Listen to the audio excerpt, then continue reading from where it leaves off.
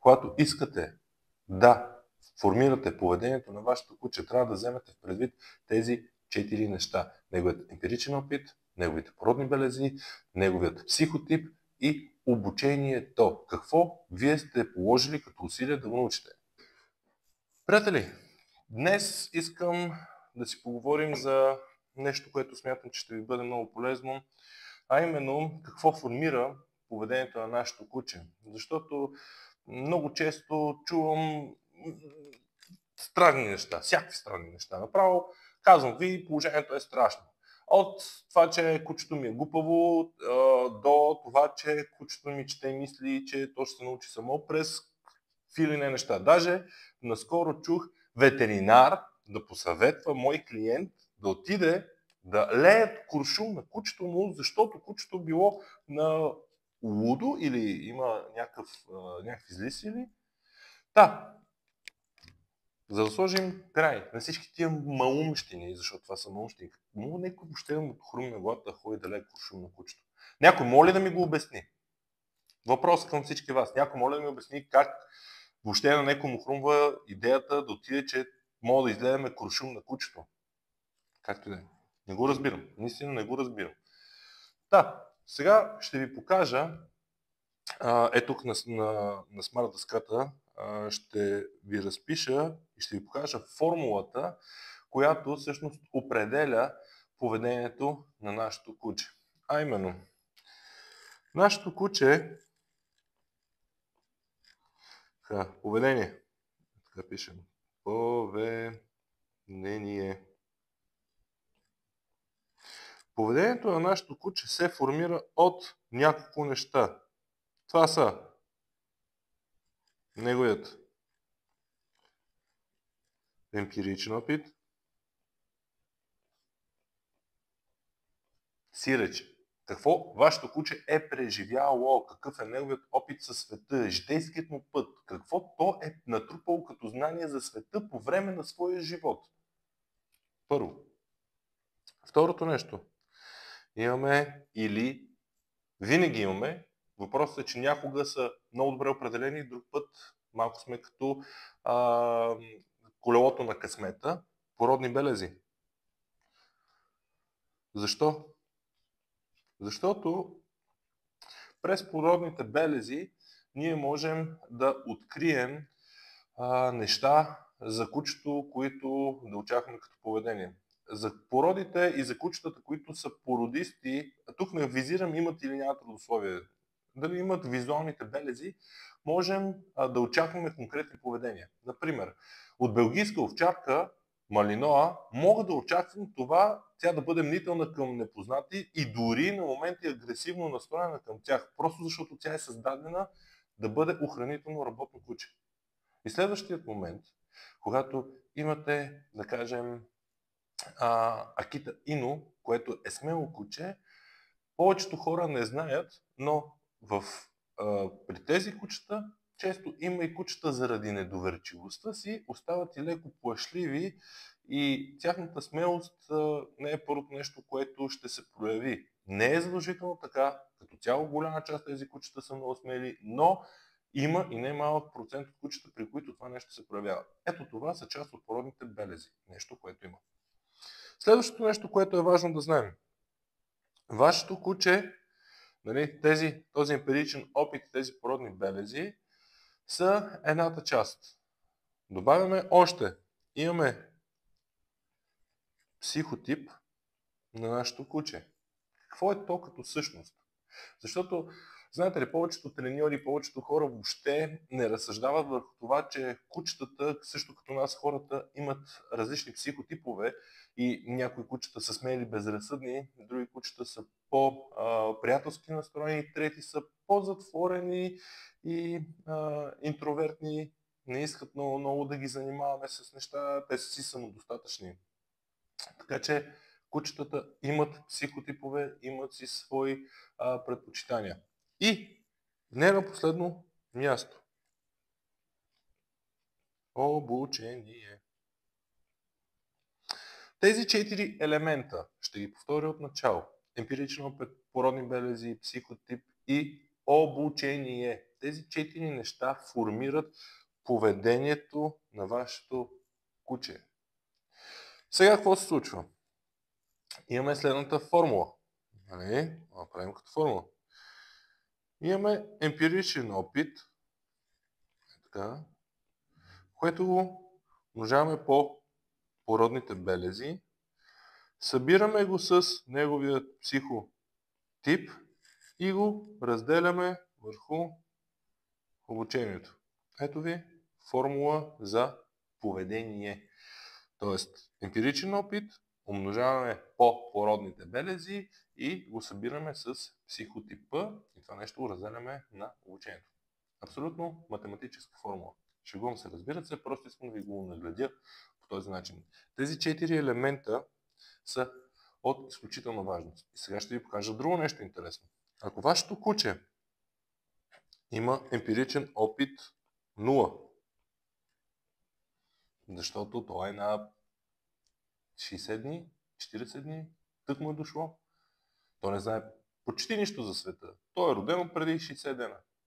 Тепърва му е приключил, даже още не му е приключил социализационния период, тъмън са го ушашкали и са го взели от майка му, от сестрите му, от братите му.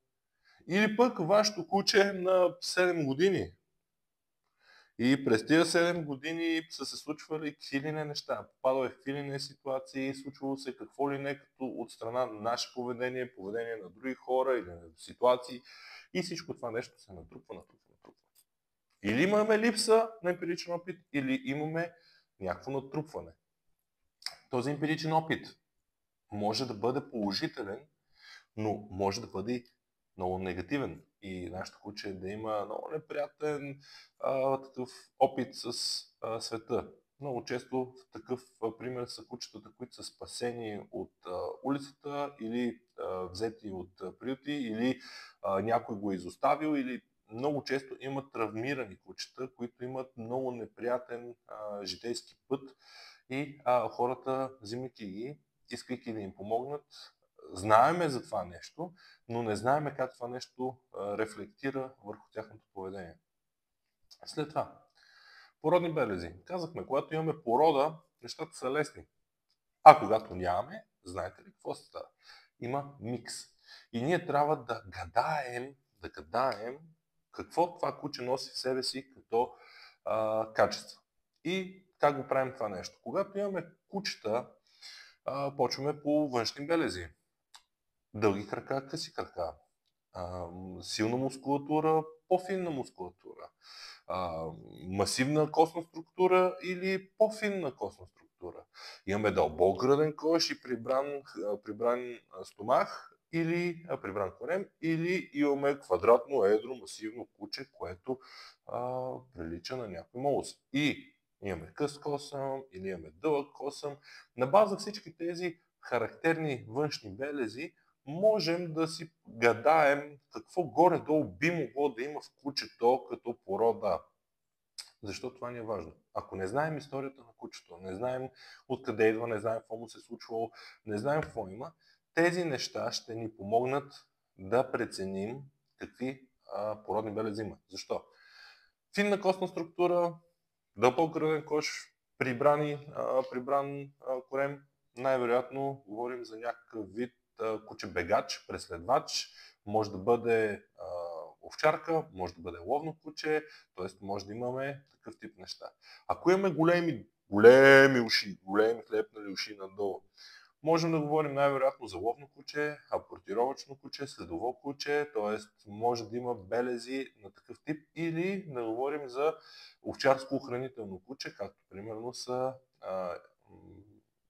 кавказска овчарка, алабай. Повечето хора не знаят, но те имат големи уши. Не са огромни като на басет, но имат уши като лабрадори и така нататък. Така че на база породните белези можем да преценим аджба това куче какво носи в себе си като качества. Защото породата, какво е всъщност породата? Знаем, че през породата ще дойдат конкретни белези. Както външен вид, така и характеристики, които имаме като качества. Смелост, ловкост, преследване, добър нос, Тоест, ние можем да очакваме някакви конкретни поведения. Психотип. Правим тестове, имаме такива, разработили сме си и можем да определим нашето куче какъв психотип е. И ще ви дам пример. В психотипа влиза темперамента на кучето. Тоест, нашето куче дали е холерично настроен, дали е по-уравновесен като сангвиника, дали е по-проблемен както са меланхолиците, или е куче, което е флегматик и абсолютно не му интересува нищо в света, той си самодостатъчен и може да си се оправя. Варианти. Но това е темперамента. Не бъркайте темперамента и психотипа. Темпераментът влиза в психотипа и той е част от него. Оттам нататък, на база емпирични опити, на база обучението се формира психотипа на кучето. Не можем да говорим за психотип при кучето, когато имаме куче, което е на 5, 6, 7 месеца, защото то все още не се е формирал като личност.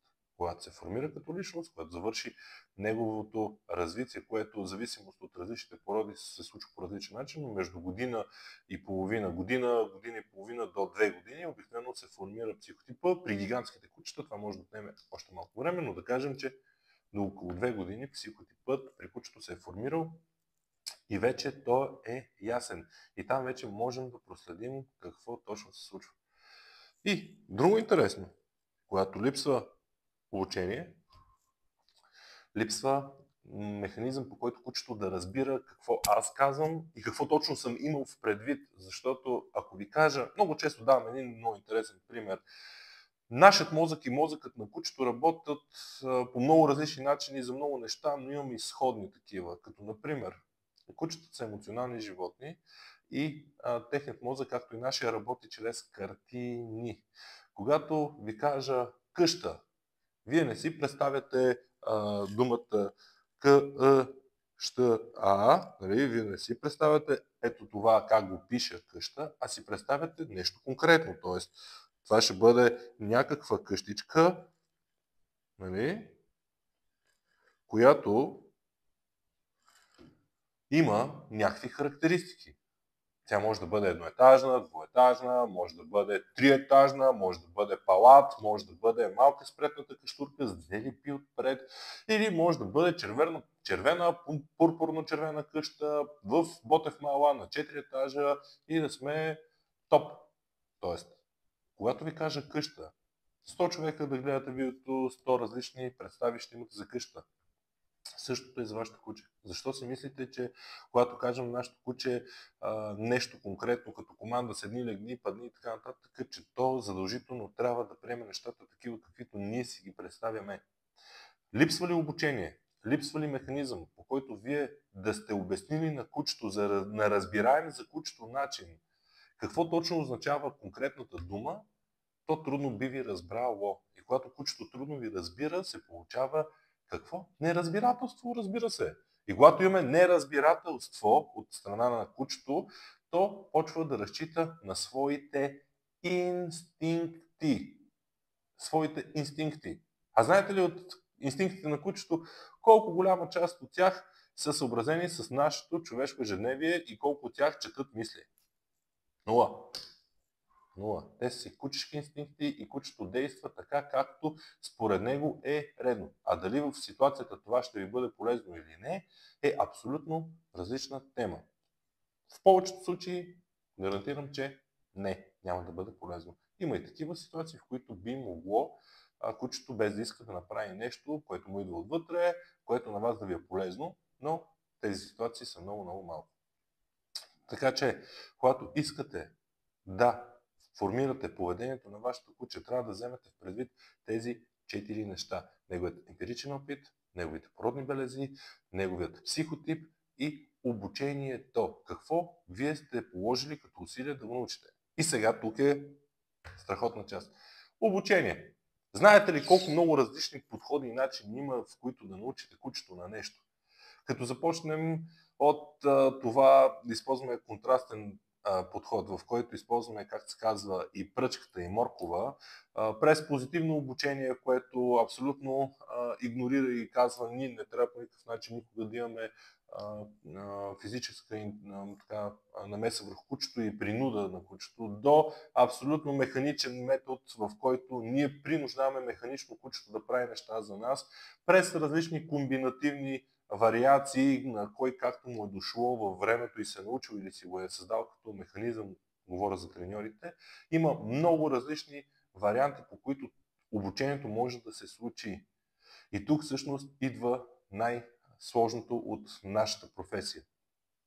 Какъв да бъде подхода спрямо конкретното куче? Защото различните кучета се влияят от различни неща. И ако някой треньор не разбира психотипа на кучето, това ми се случвало не един или два пъти да попадат кучета, които са минавали през колеги, които са неглижирали нещата или са си ги работили на кълъп, да се получат проблеми. И сега ще ви разкажа една история. Джери. Там съм си го качил на стената. Джерката. Тук. Джерката. И тук съм си го качил. Френски булдог, който беше в Плевен. В Плевен е работено с него. Не знам точно с кого хората са работили преди това, но кучето посяга и хапе. И като посяга и хапе, иска да ви нарани. И бяха стигнали до етап, в който неговите стопани, кучето агресира към съпругът на дамата и господинът беше стигнал до момент, в който той не си живее вкъщи, а си живее на вилата, просто защото кучето го напада за щяло и нещяло. Ходила на обучение, успява да нахапа и там треньора си.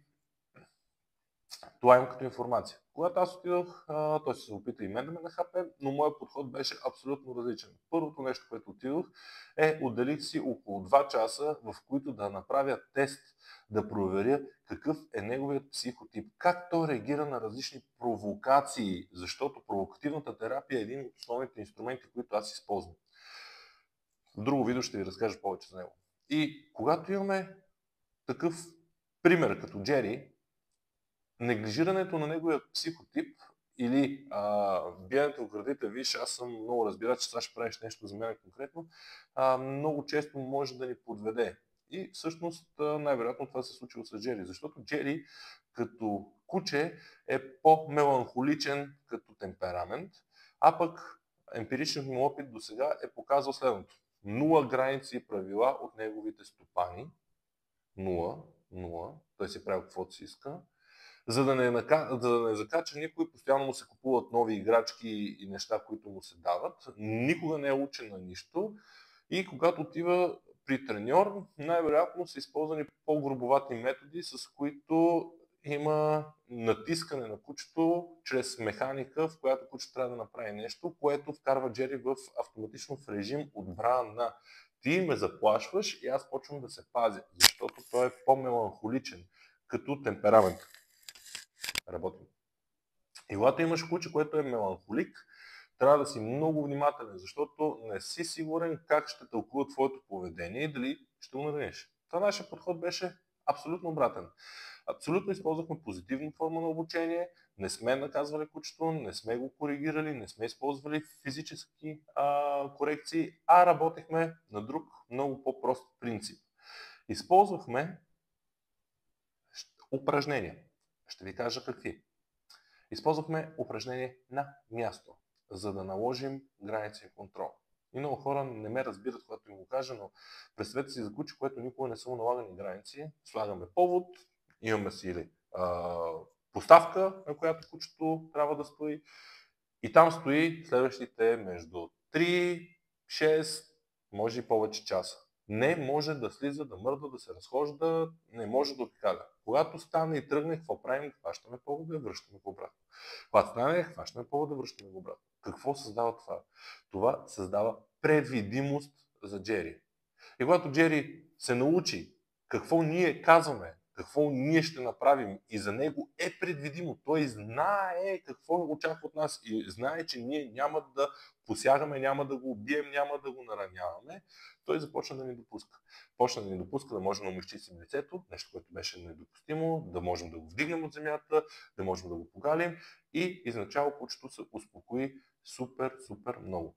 Успяхме Джери да си намери стопани, които си го симулиха и си го гледат. Кучето си е страхотно.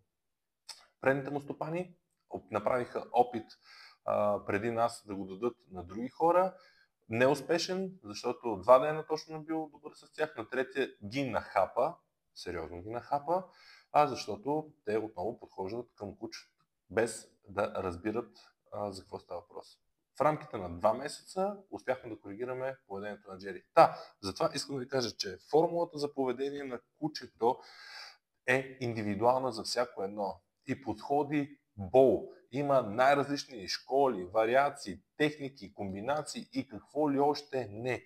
Но това какво ще сработи за конкретното куче, трябва да бъде преценка на база това къде е причината за неговото поведение. Неразбирането на формулата за поведение не може да ви даде яснота за причината. Така че това е нещо, което е много важно. Така че, приятели, желая ви прекрасен ден. Надявам се, че това пояснение как се формира поведението на кучето ви е било полезно и се надявам с него да съм ви дал повече яснота всъщност защо кучето прави нещата, които прави. Хубав ден!